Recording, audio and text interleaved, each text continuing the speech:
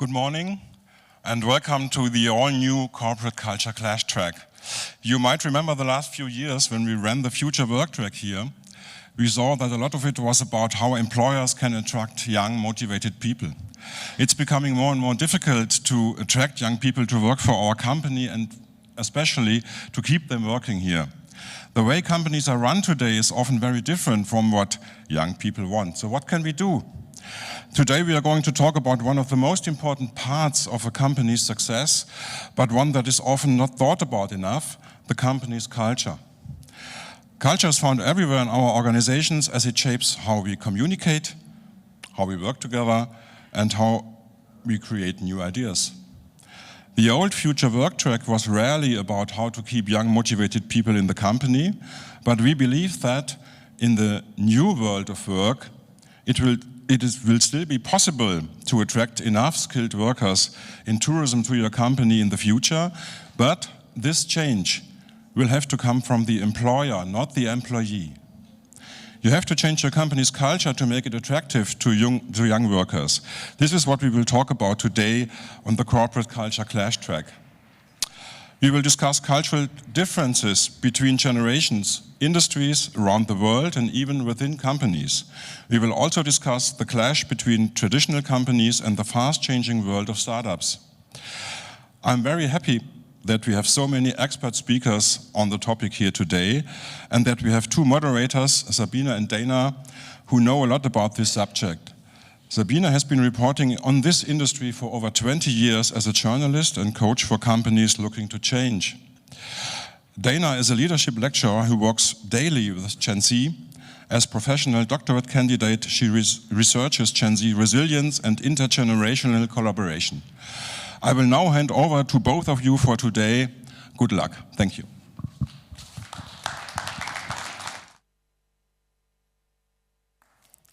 Thank you very much, Heinz-Dieter. Thank you. Yeah, it's nice to be here again.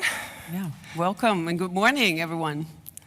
Everybody's fresh for the last day of ITB.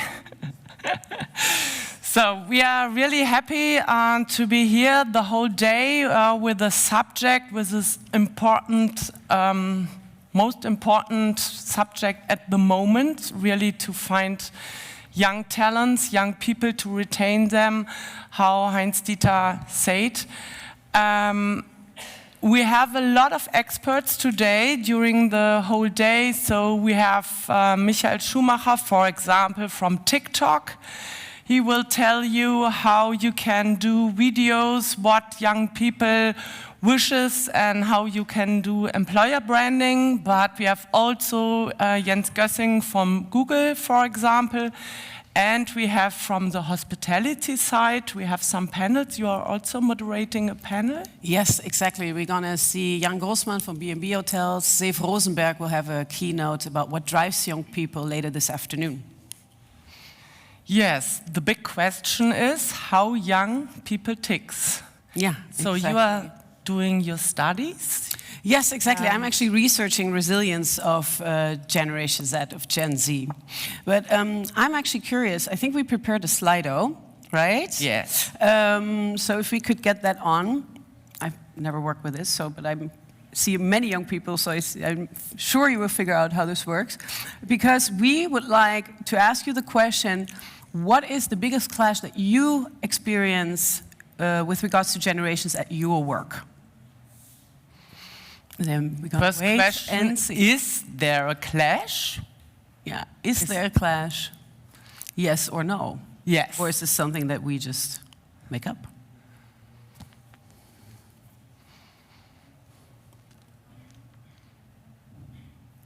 There is one. Wow, 100%. Oh, see? Yeah, 50-50.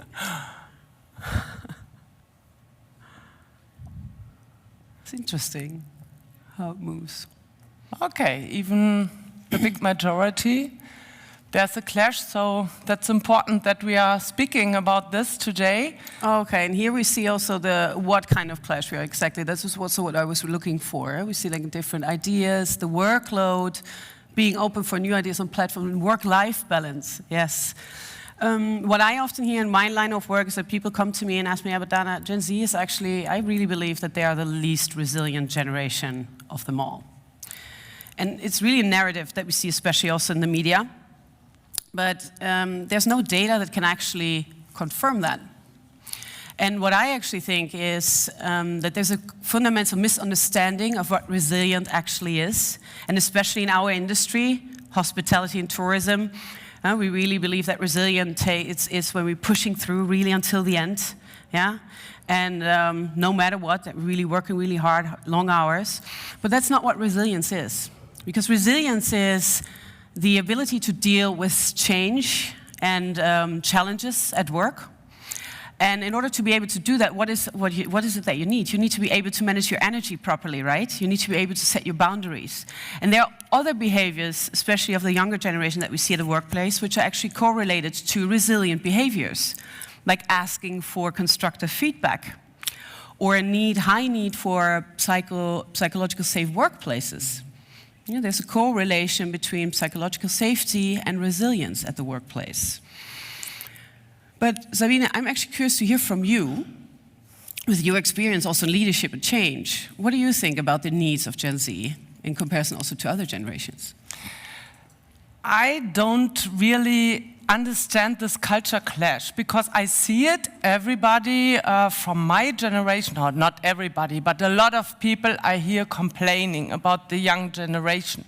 They are not so performance-driven, work-life balance is the most important for them. They want to have fun at work.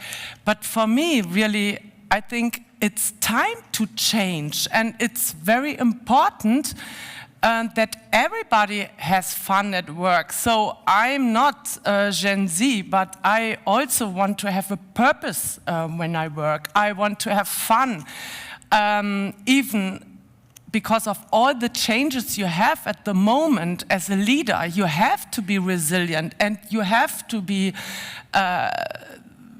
able to say, stop, that's too much. You have it's very important to have a feeling of yourself, your strengths, your weakness, and so I think all what the young people do, they manage themselves very well, is needed for everybody. So I think it's a transformation which should come, and it's important for everybody.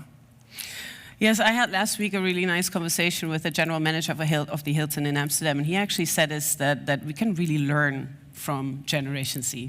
And that's also what I'm looking forward to today, to learn from the experience that we have working with young people to make and create better and more sustainable workplaces and work cultures.